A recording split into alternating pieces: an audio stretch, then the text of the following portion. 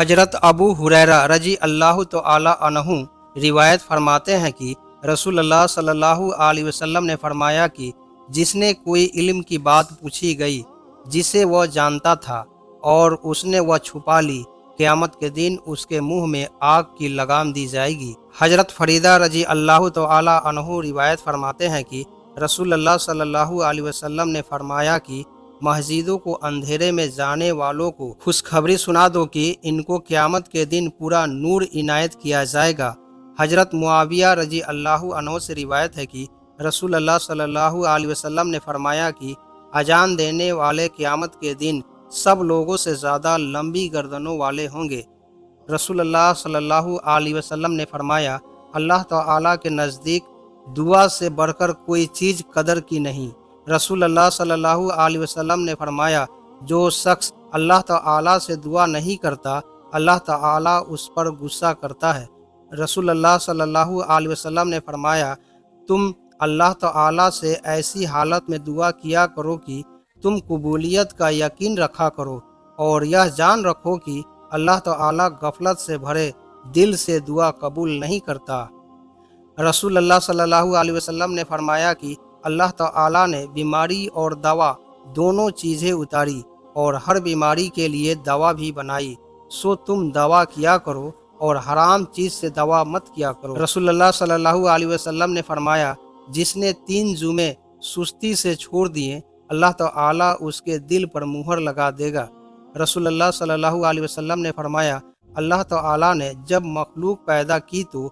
عرش کے اوپر اپنے پاس لکھ دیا کہ میری رحمت میرے غصے سے بڑھ کر ہے۔ رسول اللہ صلی اللہ علیہ وسلم نے فرمایا، مومن کو پہنچنے والی ہر تکلیف، بیماری، غم، تھکاوٹ، فکر مندی کے بدلے اس کے گناہوں کو مٹا دیا جاتا ہے۔ رسول اللہ صلی اللہ علیہ وسلم نے فرمایا، اگر انسان کے پاس مال کی 2 وادیاں ہو تو تیسری کا خواہش مند ہوگا، اور انسان کا پیٹ مٹی کے سوا کوئی چیز نہیں بھر سکتی، اور اللہ اس شخص کی توبہ قبول کرتا ہے جو سچی توبہ کرتا ہے۔ رسول اللہ صلی اللہ علیہ وسلم نے فرمایا، جس شخص کی نماز اثر رہ گئی تو گویا اس کے اہل عیال اور اس کا مال تباہ و برباد ہو گیا۔ رسول اللہ صلی اللہ علیہ وسلم نے فرمایا، تباہ کر دینے والی چیز اللہ کے ساتھ شرک کرنا ہے، اس سے بچو اور جادو کرنے کرانے سے بھی بچو۔ رسول اللہ صلی اللہ علیہ وسلم نے فرمایا، جس نے کسی آدمی کو ناحق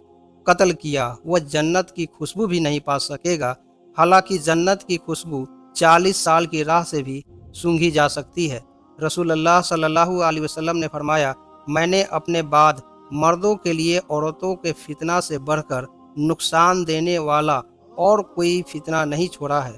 رسول اللہ صلی اللہ علیہ وسلم نے فرمایا، اس شخص کی مثال جو اپنے رب کو یاد کرتا ہے اور اس کی مثال جو اپنے رب کو یاد نہیں کرتا زندہ اور مردہ جیسی ہے۔ رسول اللہ صلی اللہ علیہ وسلم نے فرمایا، ان تصویروں کو بنانے والے پر قیامت میں عذاب ہوگا اور ان سے کہا جائے گا کہ تم نے جو بنایا ہے اسے زندہ بھی کرو۔ رسول اللہ صلی اللہ علیہ وسلم نے فرمایا، اللہ تعالیٰ اس بندے مومن کو پسند کرتا ہے جو آزمائش میں مبتلا ہونے کے بعد توبہ کر لے۔ رسول اللہ صلی اللہ علیہ وسلم نے فرمایا، اگر لوگوں کو تنہا سفر کرنے کی ان خرابیوں کا علم ہو جائے تو مجھے معلوم ہے تو کوئی سفر تنہا 1 رات کا بھی سفر نہ کرے۔ رسول اللہ صلی اللہ علیہ وسلم نے فرمایا، اگر تم گناہ کرو یہاں تک کہ تمہارے گناہ آسمان تک پہنچ جائیں، پھر تم توبہ کرو تو اللہ تعالیٰ ضرور تمہاری توبہ قبول کرے گا۔ رسول اللہ صلی اللہ علیہ وسلم نے فرمایا، اپنے سطر سے دوسروں کو محفوظ رکھیں، یہ بھی ایک قسم کا صدقہ ہے۔ رسول اللہ صلی اللہ علیہ وسلم نے فرمایا، مسلمان کی ناحق بے عزتی کرنا سود کھانے سے بھی بڑا گناہ ہے۔ رسول اللہ صلی اللہ علیہ وسلم نے فرمایا، اللہ تعالیٰ تمہارے لیے 3 باتیں پسند نہیں کرتا: فضول گفتگو کرنا، مال ضائع کرنا اور زیادہ سوال کرنا۔ رسول اللہ صلی اللہ علیہ وسلم نے فرمایا، جب کھانا سامنے رکھ دیا جائے اور نماز کی اقامت ہو تو پہلے کھانا کھا لو۔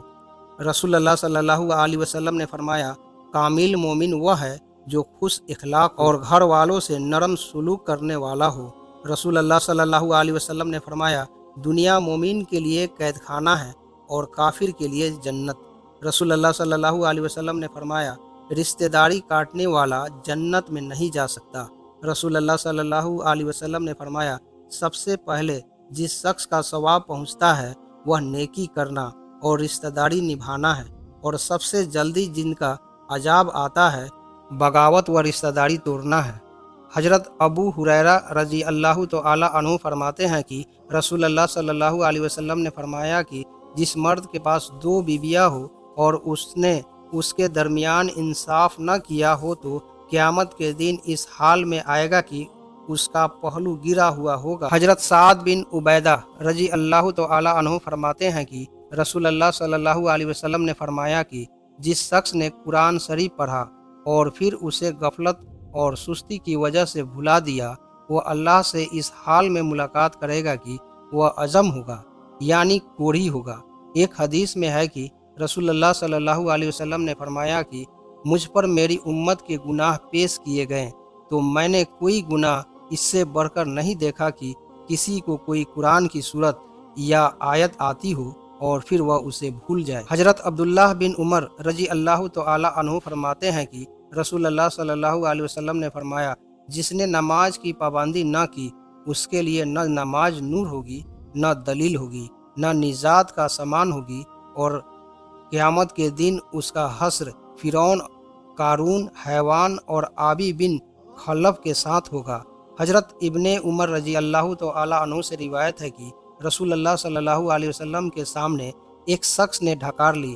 آپ نے فرمایا، اپنی ڈھکار کم کرو، کیونکہ قیامت کے دن سب سے زیادہ دیر تک وہی بھوکے رہیں گے جو دنیا میں سب سے زیادہ دیر تک پیٹ بھرے رہتے تھے۔ حضرت ابن عمر رضی اللہ تعالی عنہ سے روایت ہے کہ رسول اللہ صلی اللہ علیہ وسلم نے فرمایا کہ جس شخص نے دنیا میں شہرت، چین، تکبر اور اتراوے کا لباس پہنا، اسے اللہ تعالی قیامت کے دن ذلت کا لباس پہنائے گا۔ رسول اللہ صلی اللہ علیہ وسلم نے فرمایا کہ جس نے ذرا سی زمین بھی بغیر حق کے لے لی،